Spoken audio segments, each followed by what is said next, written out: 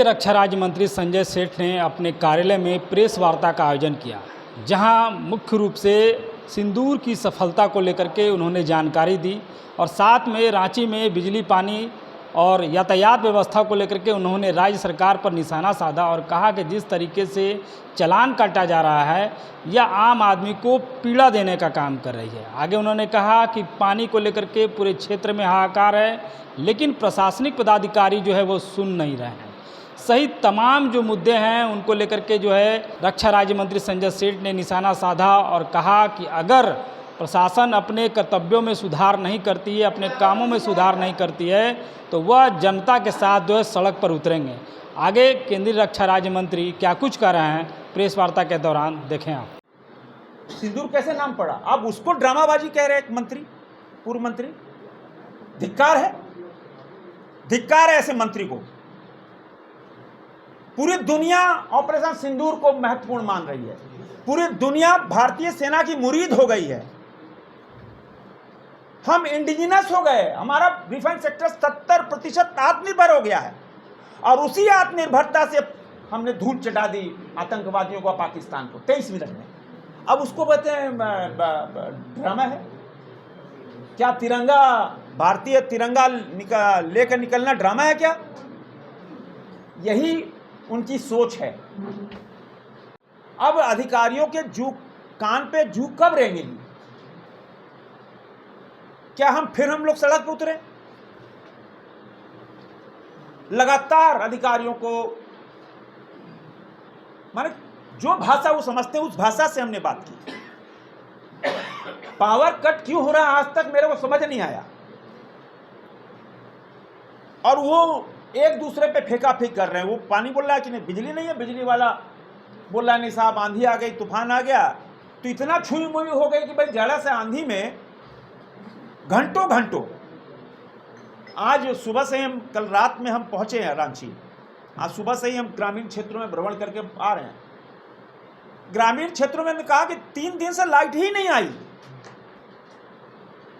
शहर की हालत तो आप सब गवाह हो कि 24 घंटे के अंदर 12-12, 15-15 घंटे अंदर पावर कट चल रहा है। ये राजधानी की हालत है। तो ईचागढ़, सिल्ली और बुंडू और तमाड़ और सिमडेगा का कौन पूछने वाला है? तो अधिकारियों को एकदम सीधी चेतावनी, एकदम सीधी चेतावनी कि आप नहीं सुधरोगे तो हमको सुधारना आएगा, क्योंकि हद हो गई। गर्मी पड़ी नहीं और बिजली गायब, पानी गायब। आज से 15 दिन पहले मैं कांके डैम गया था। अधिकारियों को मैंने बुलाया था। क्या स्थिति बना दी है कांके डैम की? पानी कहां से आएगा? हालात बद से बदतर हो रहे हैं। एक तरफ रांची को प्रमोट कर रहे हैं कि भाई रांची 1 नंबर हो जाए स्मार्ट सिटी में। तो कैसे 1 नंबर होगा? कैसे इंदौर को आप पछाड़ोगे जब आप रांची वासियों को न पानी नहीं दे पा रहे हैं, बिजली नहीं दे पा रहे हैं, सफाई नहीं हो पा रही है? कहां से होगा? अब पानी की समस्या हम जल्दी, अभी आज ही नगर निगम के सीईओ को बात करेंगे कि जल्दी इस पे बैठक करें। माननीय मुख्यमंत्री जी भी नहीं है, वो आते हैं, उनसे हम अनुरोध करेंगे कि अब हालात बद से बदतर हो रहे हैं। राजधानी को पानी कैसे मिले, बिजली कैसे मिले, इस पे कोई दीर्घकालीन योजना बने।